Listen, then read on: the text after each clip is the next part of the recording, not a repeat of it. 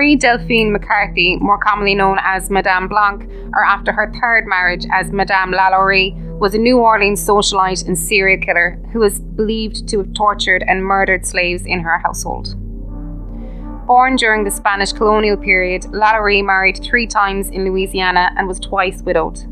She maintained her position in New Orleans society until April 10, 1834, when rescuers responded to a fire at her Royal Street mansion. They discovered bound slaves in her attic who showed evidence of cruel, violent abuse over a long period. LaLaurie's house was subsequently sacked by an outraged mob of New Orleans citizens. She escaped to France with her family. The mansion traditionally held to be LaLaurie's is a landmark in the French Quarter, in part because of its history and for its architectural significance. However, her house was burned by the mob, and the LaLaurie mansion at 1140 Royal Street was in fact rebuilt after her departure from New Orleans. Marie Delphine Macarty was born in New Orleans, Spanish Louisiana on March 19, 1787, as one of 5 children. Her father was Louis Bartholomew de MacCarthy, whose father, Bartholomew Macarty, moved the family to New Orleans from Ireland around 1730 during the French colonial period. Her mother was Marie-Jeanne Larabelle, also known as the widow de la Comte, as her marriage to Louis B. MacCarthy was her second. Both of Delphine's parents were prominent in the city's European Creole community. Her uncle by marriage, Esteban Rodriguez Miro, was governor of the Spanish-American provinces of Louisiana and Florida during 1785 to 1791, and her cousin, Augustin de MacCarthy, was mayor of New Orleans from 1815 to 1820.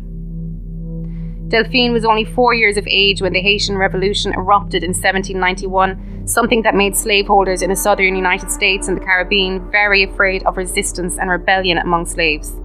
Delphine's uncle had been killed in 1771 by his slaves, and the revolution had inspired the local Mina conspiracy in 1791 and the Pointe Coupé conspiracy in 1794, and the 1811 German Coast Uprising, all of which caused many slaveholders to abuse slaves even more harshly out of fear of insurrection. On June 11, 1800, at the age of 13, Delphine married Don Ramon de Lopez y Angulo, a high-ranking Spanish royal officer at the St. Louis Cathedral in New Orleans. In 1804, after the American acquisition of what was then again a French territory, Don Ramon had been appointed the position of Consul General for Spain in the territory of Orleans and was called to appear at the Royal Court in Madrid. While en route with Delphine, who was then pregnant, Don Ramon suddenly died in Havana. A few days after his death, Delphine gave birth to his daughter, Marie Borgia. The widow Delphine and her child returned to New Orleans. In June 1808, aged around 21, Delphine married Jean Blanque, a prominent banker, merchant, lawyer and legislator. At the time of the marriage, Blanque purchased a house at 409 Royal Street for the family, which became known later as the Villa Blanque. Delphine had 4 children by Blanque, named Marie-Louise Pauline, Louise Marie-Laure, Marie-Louise Jeanne, Jean-Pierre Paulin Blanque. The elder Jean Blanque died in 1816. On June 25, 1825, Delphine married her third husband, physician Leonard Louis Nicolas de LaLaurie, who was 15 years her junior. In 1831, she bought property at 1140 Royal Street, which she managed in her own name with little involvement of her husband. In 1832, she had a 2-story mansion built there, complete with attached slave quarters. She lived at the residence with her third husband and 2 of her daughters, and maintained a central position in New Orleans society. The marriage soon showed signs of strain, however. On November 16, 1832, Delphine petitioned the First Judicial District Court for a separation from bed and board of her husband, in which Delphine claimed that LaLaurie had treated her in such a manner as to render their living together unsupportable. Claims which her son and 2 of her daughters by Jean Blanque confirmed. The separation does not seem to have been permanent, as Dr. LaLaurie was present at the Royal Street house in April 10, 1834, the day of the fire. Accounts of Delphine's treatment of her slaves between 1831 and 1834 vary. Harriet Martineau, recounting tales told to her by New Orleans residents during her 1836 visit, claimed that slaves of LaLaurie were observed to be singularly haggard and wretched when compared to other enslaved individuals, However, at least in public appearances, LaLaurie was seen to be generally polite to black people and solicitous of the health of those enslaved. Funeral registers between 1830 and 1834 document the deaths of 12 slaves at the Royal Street Mansion. Although the causes of said deaths are not mentioned, infectious diseases could easily have been the cause. These deaths included a woman named Bon, a cook and laundress, and her 4 children, Juliet, aged 13, Florence, aged 10, Jules, aged 6, and the youngest, Leontine, aged 4, respectively. Bon had previously been enslaved by a refugee from Saint-Domingue and was described during her sale as a chronic runaway, with an influx of white and free Saint-Dominguean refugees of colour and those whom they enslaved. The fear of slaves from Saint-Domingue still lingered in Louisiana. Court records of the time show that LaLaurie freed 2 slaves. Martineau wrote that public rumours about her mistreatment of slaves at the Royal Street residence were sufficiently widespread, so much so that a local lawyer was dispatched to the property to remind LaLaurie of the laws for the upkeep of slaves. During this visit, the lawyer found no evidence to suggest wrongdoing or mistreatment of slaves by LaLaurie. Martineau also recounted other tales of LaLaurie's cruelty that were whispered among New Orleans residents around 1836, saying that one of LaLaurie's neighbours saw an 8-year-old slave girl fall to her death from the roof of the mansion while trying to avoid punishment from a whip-wielding LaLaurie. The girl's body was subsequently buried on the mansion grounds. Jeanne Delavigne, in her 1945 account, gave the child's age as 12 years old and named her as Leah. Later writers elaborated on the case, saying that Leah had been brushing Delphine's hair when she hit a snag, causing LaLaurie to grab a whip in anger and chase her. According to Martineau, this incident led to an investigation of the LaLauries, in which they were found guilty of illegal cruelty and forced to forfeit 9 slaves of the household. These 9 enslaved people were brought back by the LaLauries through an intermediary relative and thus returned to the mansion. Similarly, Martineau recounted stories that LaLaurie kept her cook starved and chained to the kitchen stove, beating her daughters when they attempted to feed themselves or others.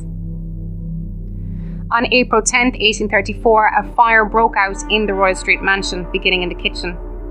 When police and fire marshals reached the residence, they found a 70-year-old cook chained to the stove by her ankle. The cook later said that she had set the fire as a suicide attempt because she feared being punished, stating that slaves taken to the uppermost room never came back.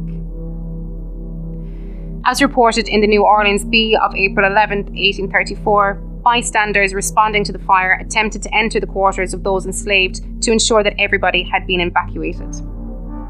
Upon being refused the keys by the LaLauries, the bystanders broke down the doors to the quarters and found 7 slaves, more or less horribly mutilated, suspended by the neck with their limbs apparently stretched and torn from one extremity to the other, who claimed to have been imprisoned there for some months. One of those who entered the premises was Judge Jean-Francois Canal, who subsequently deposed to having found in the LaLaurie mansion a woman wearing an iron collar and an old woman who had received a very deep wound on her head, too weak to be able to walk. He said when he questioned LaLaurie's husband about those enslaved on the property, he was told in an insolent manner that some people had better stay at home rather than come to others' houses to dictate laws and meddle with other people's business. A version of this story circulating in 1836 and recounted by Martineau added that the slaves were emaciated, showing signs of being flayed by a whip, were bound in restrictive postures, and wore spiked iron collars which kept their heads in static positions. When the discovery of the abused slaves became widely known, a mob of local citizens attacked the Royal Street Mansion and demolished and destroyed everything upon which they could lay their hands. A sheriff and his officers were called to disperse the crowd, but by the time the mob left, the property had sustained major damage, with scarcely anything remaining but the walls. The slaves were taken to a local jail where they were available for public viewing. The Bee reported that by April 12th, up to 4,000 people had attended to view the slaves to convince themselves of their sufferings. The Pittsfield Sun, citing the New Orleans Advertiser and writing several weeks after the evacuation of LaLaurie's quarter of slaves, claimed that 2 of the slaves found in the mansion had died following their rescue. It added, "We understand that in digging the yard, bodies have been disinterred and condemned while having been uncovered. Others, particularly that of a child, were found." These claims were repeated by Martineau in her 1838 book Retrospect of Western Travel, where she placed the number of unearthed bodies at 2, including the aforementioned child, Leah. LaLaurie's life after the 1834 fire is not well documented. Martineau wrote in 1838 that she fled New Orleans during the mob violence that followed the fire, taking a coach to the waterfront and travelling by schooner to Mobile, Alabama, and then to Paris. By the time Martineau personally visited the Royal Street mansion in 1836, it was still unoccupied and badly damaged, with gaping windows and empty walls. While Delphine was living in exile in Paris with her mother and 2 sisters, Pauline and Laure, her son, Madame Blanque, wrote on August 15, 1842 to his brother-in-law, Auguste de Las, stating that Delphine was serious about returning to New Orleans and had thought about doing so for a long time.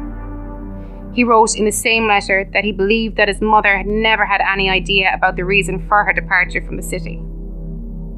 Despite Delphine's bad mood and her determination to return, the disapproval of her children and other relatives had apparently been enough for her to cancel her plan. The circumstances of LaLaurie's death are also unclear. In 1888, George Washington Cable recounted a popular but unsubstantiated story that LaLaurie had died in France in a boar hunting accident. In the late 1930s, Eugene Bax, who served as a sexton to St. Louis Cemetery until 1924, discovered an old, cracked copper plate in Alley 4 of the cemetery. The inscription on the plate read, Madame LaLaurie, née Marie Delphine Macarty. The English translation of the inscription reads, Madame LaLaurie, born Marie Delphine Macarty, died in Paris December 7, 1842, at the age of 60-something. According to the French Archives of Paris, however, LaLaurie died on December 7, 1849, at the age of 62. The original Royal Street mansion occupied by LaLaurie did not survive. The mansion, located on the corner of Governor Nichols Street, commonly referred to as the LaLaurie or Haunted House, is not the same building inhabited by LaLaurie. When she acquired the property in 1831 from Edmond de Fossat, a house was already under construction and finished for LaLaurie. This house was burnt by the mob in 1834 and remained in a ruined state for at least another 4 years. It was then rebuilt by Pierre Trastor after 1838 and assumed the appearance that it has today. Over the following decades, it was used as a public high school, a conservatory of music, an apartment building, a refuge for young delinquents, a bar, a furniture store, and a luxury apartment building. In April 2007, actor Nicolas Cage bought the house for a sum of $3.45 million. To protect the actor's privacy, the mortgage documents were arranged in such a way that Cage's name did not appear on them.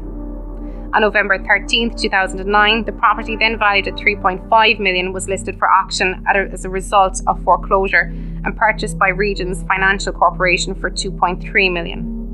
The property last changed hands in 2010 when it was purchased by current owner Michael Whalen for $2.1 million. Folk histories of LaLaurie's abuse and murder of those enslaved on the property circulated in Louisiana during the 19th century and were reprinted in collections of stories by Henry Castellanos and George Washington Cable. Cable's account was based on contemporary reports in newspapers such as The Bee and The Advertiser, and upon Martineau's 1838 account, Retrospect of Western Travel. He added some of his own synthesis, dialogue, and speculation. After 1945, accounts of those enslaved by the LaLauries became more explicit. Jean Delavigne, writing in Ghost Stories of Old New Orleans in 1946, alleged that LaLaurie had a sadistic appetite, seemed never appeased until she had inflicted on one or more of her black servitors some hideous form of torture, and claimed that those who responded to the 1834 fire had found male slaves stark naked chained to the walls, their eyes gouged out, their fingernails pulled off by the roots. Others had their joints skinned and festering, great holes in their buttocks where the flesh had been sliced away, their ears hanging by shreds, their lips sewn together. Intestines were pulled out and knotted around their naked waists. There were holes in the skulls where a rough stick had been inserted to stir the brains. Delavigne did not cite any sources for these claims, and they were not supported by the primary sources. The story was further embellished in Journey into Darkness, Ghosts and Vampires of New Orleans in 1998, by Kalila Smith, the operator of a New Orleans ghost tour business. Smith's book added several more explicit details to the discoveries allegedly made by the rescuers during the 1834 fire, including a victim who obviously had her arms amputated and her skin peeled off in a circular pattern, making her look like a human caterpillar, and another who had her limbs broken and reset at odd angles so she resembled a human crab.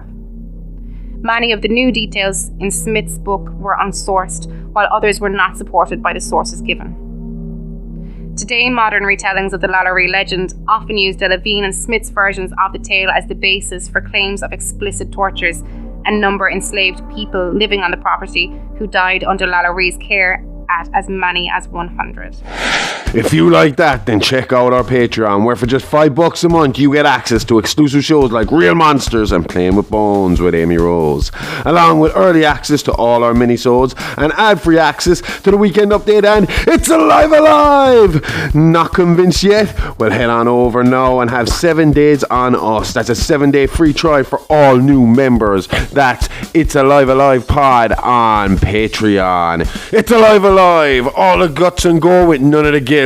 See you on Wednesdays, unless you're on Patreon when you get us all week long.